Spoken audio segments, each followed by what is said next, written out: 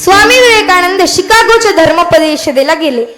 अमेरिकामध्ये शिकागोच्या धर्म परिषदेला गेले असताना स्वामीजींना एका पत्रकाराने प्रश्न विचारला, स्वामीजी तुमची भारतीय स्त्री म्हणजे काय?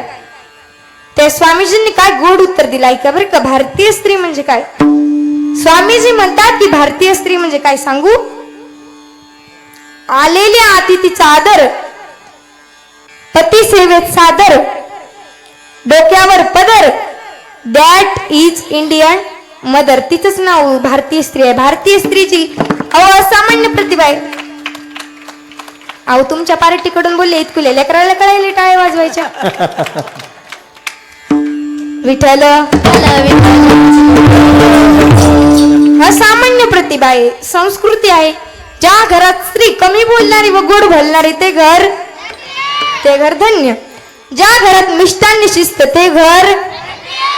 आता मिष्टान्न म्हणजे गोड पदार्थ. तुम्ही माणसाला आता गोड पदार्थ, पण इथे मिष्टान्नाचा आणि गोड पदार्थाचा काही एक संबंध नाही. हे बसते शाळेत बसलेत. विठ्ठल मिष्टान्न म्हणजे गोड पदार्थ नाही, मिष्टान्न म्हणजे शुद्ध आणि शाकाहारी जेवण. ज्या घरामध्ये शिस्त ते घर धन्य. ऐका आता, मिष्टान्न शुद्ध आणि शाकाहारी माणसाचा आहार कसा पाहिजे? चुकीचं उत्तर दिलं बाळा, चुकीचं. लक्ष दे इकडं. धन्यच नाही सर कीर्तनात. मी काय म्हणलं, जरा इपी तर दिसते ती. विठ्ठल माणसाच्या आपल्या दररोजचं जेवण शुद्ध आणि शाकाहारी असलं पाहिजे. माणसाने आता खाताना सुद्धा काय खातोय आणि किती खातोय आणि कसं खातोय याचा विचार केला पाहिजे. बरोबर आहे. माणसाने, तुम्हाला एक वाक्य सांगते का, सिंह कितीही म्हातारा झाला तरी सिंह गवत खात. सिंह कितीही म्हातारा झाला तरी सिंह गवत खात नाही. गाय कितीही म्हातारी झाली, गाय भुकेने मरायला जरी वेळ आली तरी गाय मांसाहार करते का? परंतु माणूस असा एक बेताल प्राणी आहे की जे सपाट्यात पडन ते खाते. म्हणून आजकालचा जून महिन्यातला पाऊस डिसेंबर मध्ये पडायला. विठ्ठल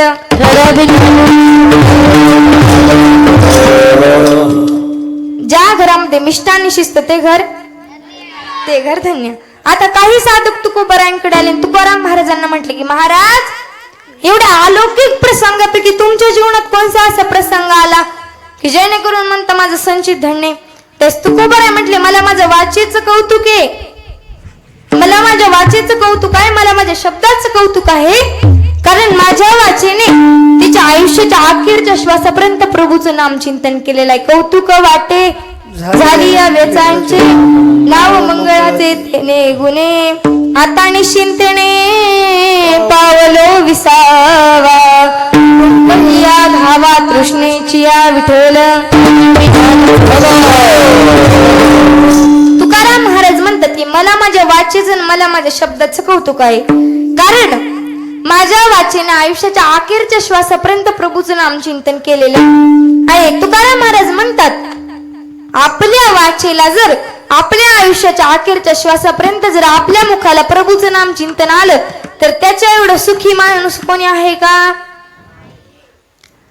माणसाच्या जीवनामध्ये माणसाने नाही जरी जीवनभर भक्ती करता आली तरी सुद्धा मरत्या वेळेस देवाचं नाव मुखामध्ये आलं.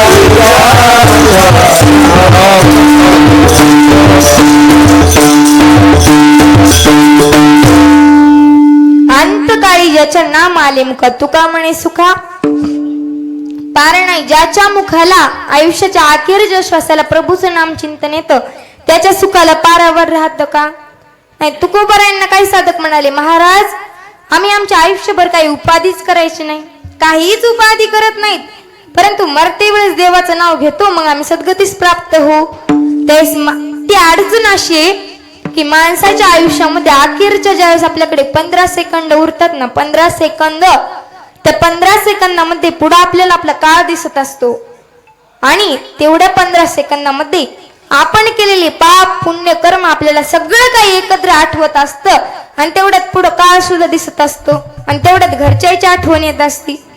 त्यावेळेस देवाचं नाव तोंडाला येतं का नाही. म्हणून जे काही करायचंय ते जे काही देवाचं नाम चिंतन घ्यायचं ते आपल्या उभे आहे तिथंच घ्यायचं. विठ्ठल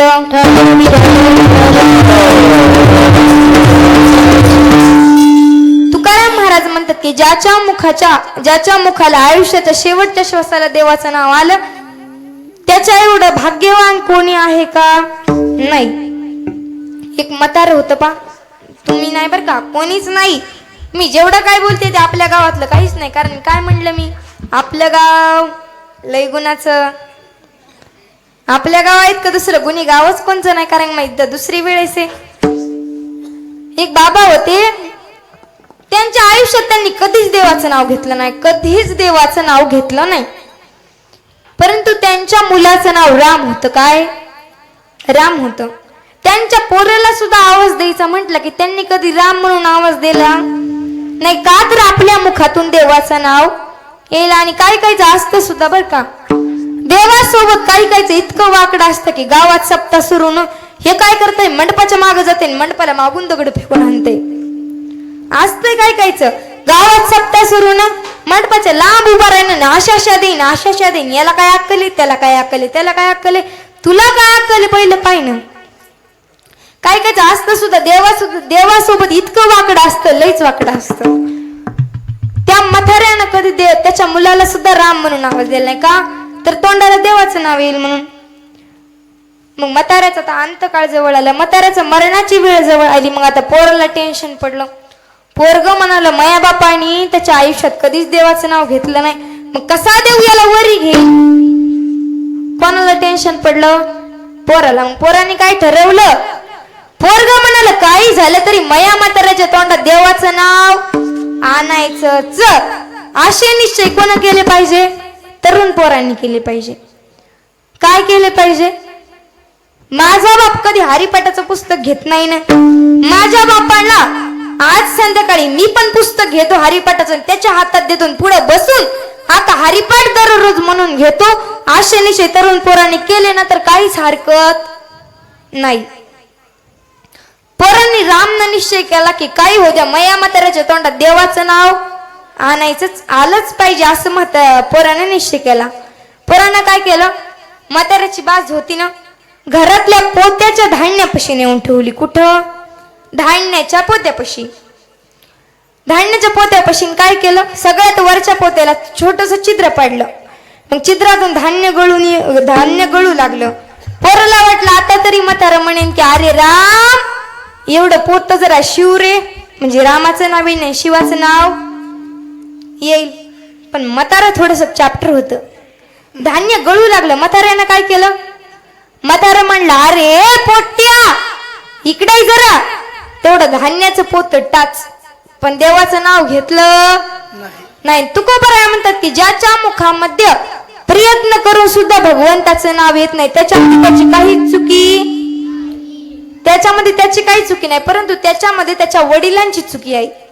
तुका म्हणे ज्याचा पिता नाही शुद्ध तयासी गोविंद अंतरला. तुकोबाराय म्हणतात त्याच्यामध्ये त्याची काहीच चुकी नाही, त्याच्या बापाच्या पोटी असं संतान जन्माला आलंय, त्यानं कोण काय करावं. विठ्ठल